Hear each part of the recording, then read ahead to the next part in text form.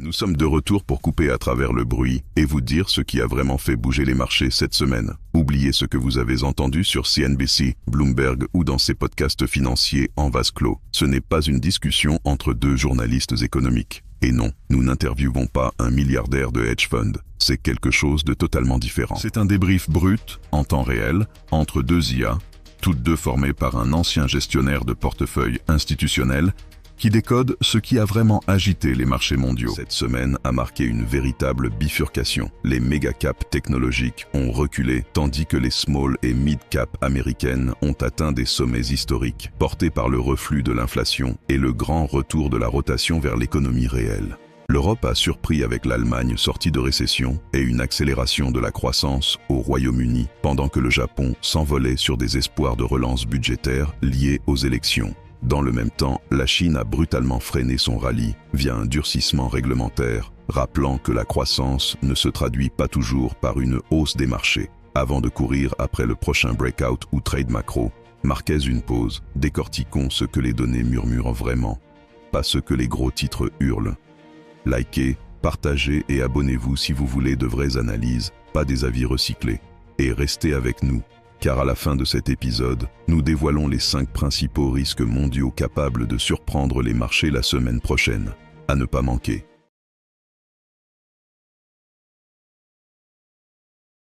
Bonjour à tous et bienvenue.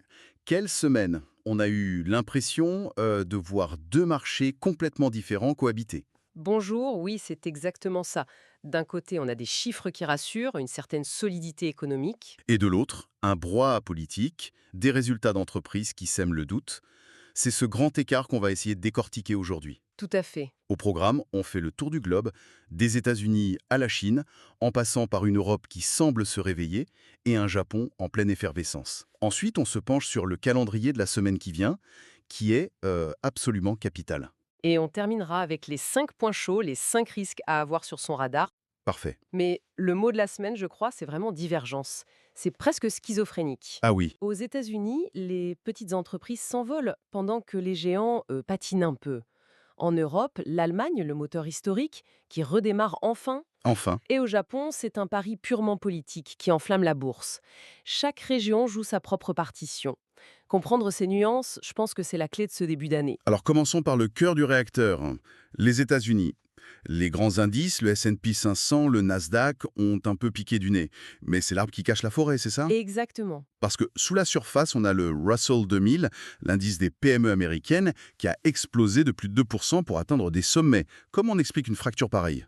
C'est le reflet d'une tension fascinante entre, on va dire, l'économie réelle et la haute finance. D'un côté, les fondamentaux de l'économie américaine sont solides. Très solide même. Très solides, oui.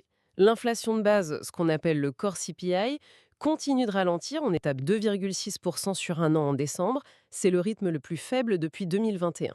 Et ça donne de l'air. Énormément. Et cette ère, les consommateurs en profitent. Les ventes au détail ont surpris à la hausse, les ventes de logements aussi, portées par des taux hypothécaires qui, enfin, baissent un peu. Et c'est cet environnement qui profite directement aux entreprises du Russell 2000. Voilà, ce sont des entreprises très connectées à l'économie domestique. Elles sentent le pouls du pays. Et ce pouls, en ce moment, il est plutôt bon. Donc ce n'est pas juste une question de taille d'entreprise, c'est presque un référendum. Le marché semble dire qu'il a plus confiance en l'économie du terrain, l'économie réelle, qu'en la tech mondialisée qui est plus sensible aux gros titres. C'est une excellente lecture, car pour les géants du Nasdaq et du S&P 500, le tableau est plus complexe. La saison des résultats a démarré de façon, comment dire, Contrasté. c'est le mot, contrasté. On a eu des déceptions chez de grandes banques comme JP Morgan ou Citigroup, mais de bonnes surprises chez Morgan Stanley et Goldman Sachs. Et au milieu de tout ça, il y a toujours l'IA, j'imagine. Toujours. Le seul vrai phare dans la nuit, c'est Taiwan Semiconductor, le géant des puces. Leurs résultats ont été si bons qu'ils ont ravivé à eux seuls la flamme de l'intelligence artificielle. C'est un courant porteur si puissant qu'il peut faire oublier, au moins temporellement, le bruit ambiant.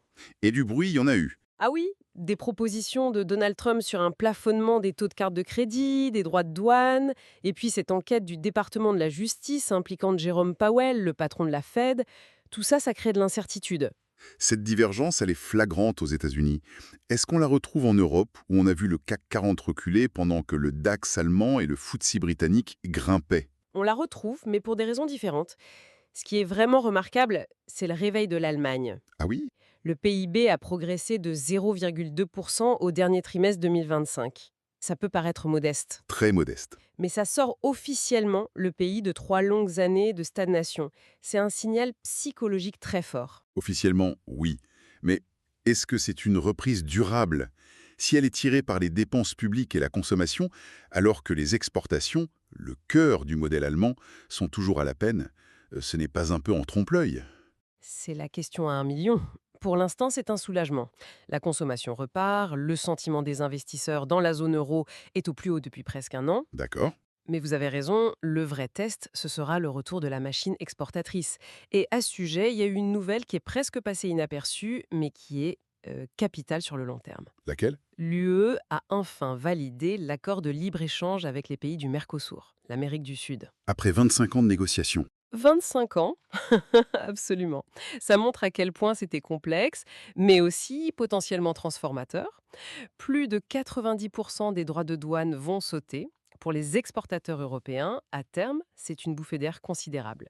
Et un mot sur le Royaume-Uni qui a bien performé aussi. Ça s'inscrit dans cette dynamique? Oui, et de manière assez convaincante, le PIB de novembre a dépassé les attentes et surtout, la croissance n'est pas venue que des services, l'industrie repart. Ah, ça c'est intéressant. Oui, avec un rebond très net de la production automobile, chez Jaguar Land Rover notamment. L'économie britannique semble trouver une assise plus large, c'est un signe de santé encourageant. Alors que l'Europe semble trouver un nouveau souffle, le véritable feu d'artifice de la semaine a eu lieu bien plus à l'est, au Japon. Le Nikkei et le Topix qui s'envolent de 4%. C'est spectaculaire. Là, on change complètement de registre. Ce n'est pas un rallye économique, c'est un rallye purement politique. C'est-à-dire? Le marché est en ébullition à cause d'une rumeur persistante. Des élections anticipées début février qui seraient convoquées par la première ministre Sanae Takaichi. Et les investisseurs aiment cette idée visiblement. Ils adorent. Ils parient qu'elle obtiendrait un mandat renforcé, des coups des franges pour lancer un nouveau plan de relance budgétaire massif. C'est un pari sur l'action politique. D'accord, mais ce pari a une contrepartie. Le yen a été secoué dans tous les sens. Forcément, c'est le revers de la médaille.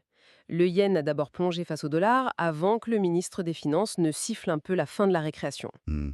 Le problème, c'est que cette faiblesse du yen, ajoutée à l'inflation qui est toujours là, ça change complètement la donne pour la Banque du Japon. Ils vont devoir agir. C'est ce que le marché anticipe. Une première hausse de taux dès le mois d'avril. C'est demain. Personne n'imaginait ça il y a quelques semaines. L'euphorie politique pourrait donc très vite se heurter au mur de la réalité monétaire. Un vrai cocktail d'optimisme et de risque. Terminons ce tour du monde en Chine. Là aussi, tableau contrasté. Les actions sur le continent ont baissé, mais à Hong Kong, ça a grimpé de plus de 2%. Un grand écart permanent. C'est un bras de fer, littéralement. D'un côté, vous avez le régulateur qui appuie sur le frein. Ok.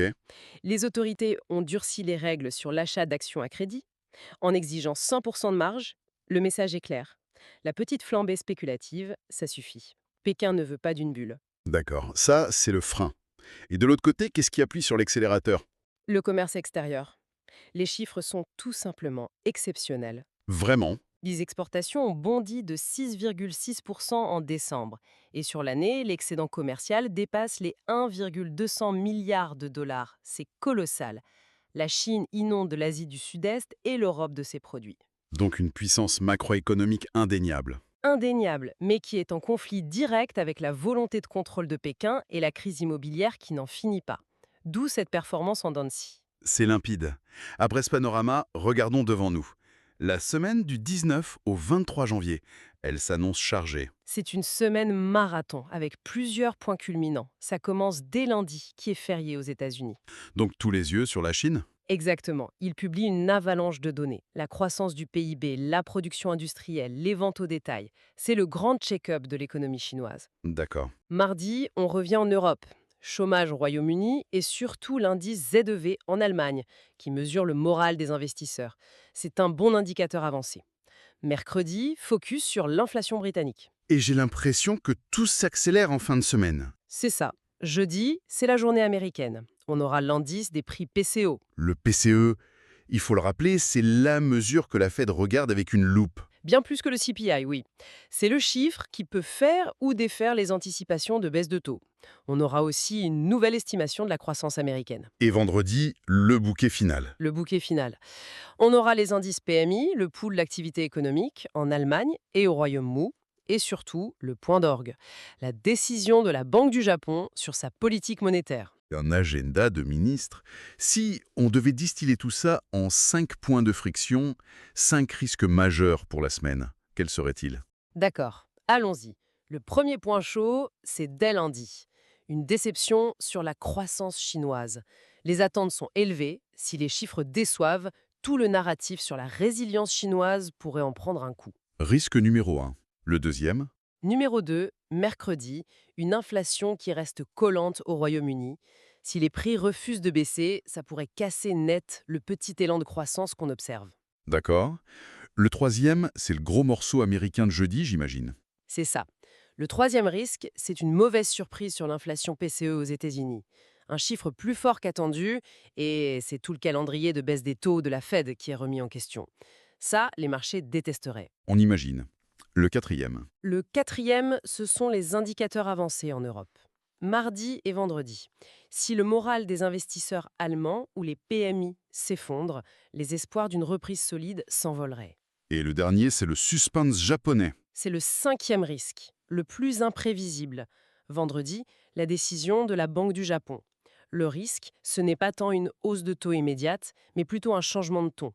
Un signal, même subtil, qu'un resserrement arrive plus vite que prévu. Et ça pourrait provoquer une onde de choc. Exactement, sur les actions japonaises et sur le yen. Fascinant.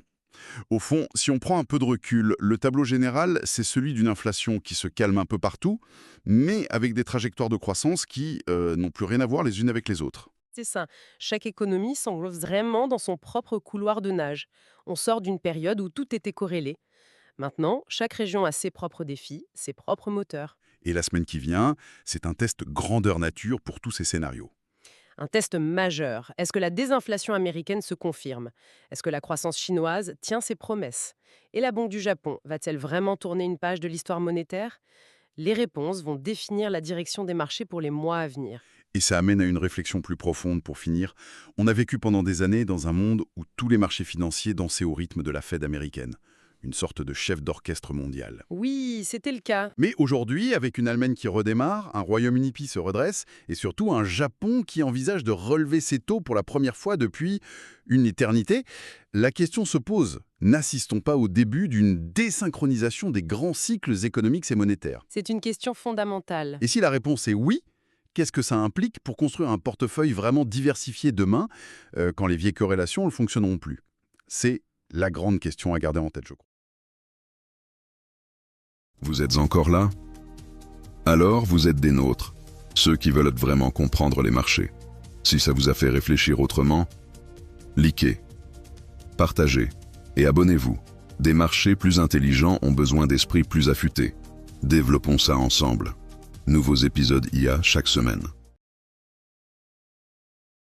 Et si ce podcast parlait de votre secteur? Imaginez ce niveau d'analyse propulsé par l'IA, mais adapté à votre entreprise. Que vous gériez des actifs, suiviez les politiques économiques ou dirigiez une équipe agile. Nous créons des podcasts sur mesure pour les décideurs comme vous. Contactez-nous. Construisons le vôtre.